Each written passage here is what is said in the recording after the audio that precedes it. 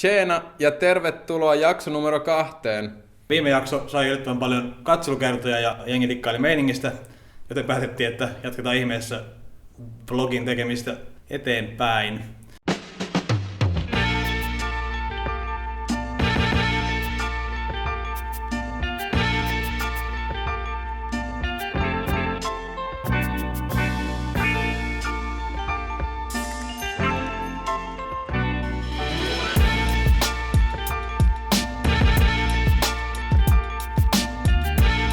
Tänään meillä on aiheena yrittäminen. Ehkä vähän sillä kulmalla, mitä me itse koetaan, että se on ja miten se meidän osalta on tämän vuoden aikana mennyt. Ei niinkään, että me kerrottaisiin täällä niinku yleispäteviä vinkkejä siitä, että miten yrittäminen kannattaa hoitaa ja omistamiskuviot ja muut, vaan yleistä fiilistä siitä, miltä tämä matka vähän reilu vuosi on nyt tuntunut tai miten se on mennyt. Me ollaan Monday Digital Oy, se on virallinen nimi. Pitkään mietittiin, että mikä se yhtiön muoto tulee olemaan. Ja päädyttiin siihen, että kun meitä on jo alusta asti 2, niin on järkevintä tehdä se niin, että meillä on osakeyhtiö. Haluttiin tehdä tämmönen video sillä kantilta, että jos 1,5 vuotta sitten joku olisi tehnyt tällaisen videon, niin se olisi ollut erittäin mielenkiintoinen katsoa ja ottaa siitä vähän semmoista fiilistelyä.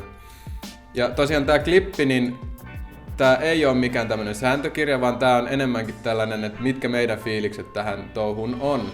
Ja miten tää meidän ensimmäinen vuosi on ollut. Me ollaan Samuelin kanssa oltu pari kertaa parissa eri firmassa kollegoita ja jopa samoissa projekteissa itse asiassa molemmissa. Ja huomattiin, että ajatukset ja mielenkiinto mätsää ja sit alettiin vaan pallottelemaan tämmöistä ajatusta jossain vaiheessa, että mites jos lähettäisiin yrittäjäksi. Ja ehkä tää suurin kipinä niin kuin vähän reilu vuosi sitten lähti siitä, että me luettiin Taivas ja Helvetti-kirjat. Tosiaan silloin kun me luettiin tää Taivas plus Helvetti-kirja oli syksy 2014, niin me alettiin miettiä, että hitto, pitäisikö meidän nyt lähteä vaan yrittäjiksi? Et kokeillaan nyt sitä, että how hard can it be? Jos ei muuta, niin tällä hetkellä tämä työmarkkina on sen verran hyvä, että meidän tyyppisellä osaamisella vaikuttaisi olevan aika hyvin kysyntää. Ja siitä lähti oikeastaan se haku, että löydettäisiin jotain projekteja, mitä me voitaisiin tehdä. No sekin oli yllättävän helppoa. Pyry sai projektin heti tammikuussa. Ja mulle tuli sitten projekti huhtikuussa ja lähdin sitten mukaan tähän. Ja semmonen oikeastaan aika mielenkiintoinen juttu tässä on, että mehän ollaan yrittäjiä, mutta me ollaan myöskin työntekijöitä. Eli minä ja Pyry, me ollaan Monday Digital Oyn työntekijöitä samalla kun me omistetaan yritystä. Ja se tarkoittaa, sen ei välttämättä tarvitse tarkoittaa sitä, mutta meille se tarkoittaa sitä, että me tehdään töitä 7,5 tuntia päivässä. Ja me siis tehdään töitä pääsääntöisesti meidän asiakkaille. Ehdottomasti yksi asia, mitä tässä yrittämisessä on meidän mielestä kaikesta paras, on tämä vapaus. Ja se, että voidaan itse päättää, mihin me käytetään meidän varoja ja aikaa. Esimerkiksi tämä vlogi, tämäkin tuli ideana, että vitsi, pitäisikö tehdä nyt tämmönen dokumentaatio meidän touhuista. Ja ehkä tästä on jopa jollekin muulle hyötyä. Tässä vuoden 2015 aikana tapahtui kaikkea muutakin omassa elämässä. Mä sain lapsen, Felixin, ja sen pystyi ihan tosi hyvin kyllä niinku, sovittaa tähän yrittäjän aikatauluun. Et ei tosiaan ollut sellainen kauhukuva yrittäjyysmeininki, että päivät on ympäri pyöreitä ja niinku, ei ennätä tehdä mitään muuta kuin duunia. Et me on kyllä pyritty siihen, että me tehdään 7,5 tuntia töitä, välillä venyy, välillä ei veny. Et aika lailla keskiarvo varmaan on ollut se 7,5 tuntia. Et siinä mielessä on ihan mahdollista kyllä niinku hoitaa se homma noinkin. Ja mä toivon, että niille, jotka asiaa miettii, niin tästä nyt on edes jotain hyötyä. Ei tää nyt hirveän syväluotaava asia, niinku syväluotaava postaus ole, mutta ehkä niinku yleiset fiilikset, että tää on kyllä niinku tosi jees juttu. Että jos mietitte, niin suosittelen syventämään sitä mietintää ja toteuttamaan sen. Jatketaan tätä tarinaa tuossa ulkona, koska meidän on pakko mennä verkkokauppaan.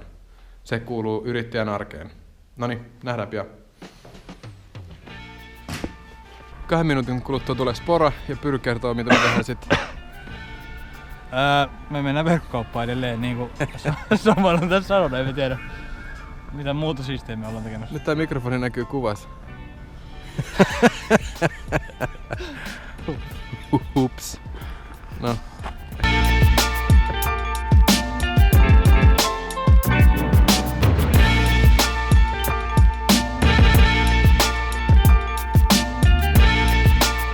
Yrittäjän arkeen kuuluu myöskin tämmöiset vähän niinku, mä nyt tiedän ikävämmät jutut, mutta tämmöiset täytyy itse tehdä asioita.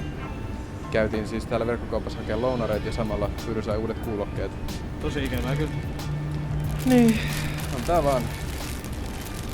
Mut pointti oli ehkä se, että tämmöisiä asioita joutuu välillä tekemään. Niin, oli ne lounarit niinku, se oli ehkä ensimmäinen semmoinen niinku, että ai niin, tääkin pitää hoitaa itse ja sit... No jonkun verran säätöä aluksi, kun ei tiedä yhtään, mikä on niinku nimellisarvo ja bla bla bla. Mutta siis tottuu. Hyvin siihen tottuu, joo. Ja se on myös erittäin kiva juttu, kun on tämmönen osakeyhtiö, että voi just ottaa tämmösiä etuja, kuten lounasetu. Se ei oo ehkä ihan niin suoraviivasti, jos sulla on toiminimi. Itse asiassa ei onnistu ollenkaan, jos on niin just. toiminimi. Se ei onnistu ollenkaan. Tältä Jätkäsaaren bunkkerista lopetetaan tää video. Kiitos, että katsoitte videon. Me nähdään ensi viikolla. Jolloin me ollaan tuolla Tallinnan laivalla. Onneksi ei pelkästään laivalla, vaan myös ihan maissa. Palataan niihin tunnelmiin sitten. Moi! Moi!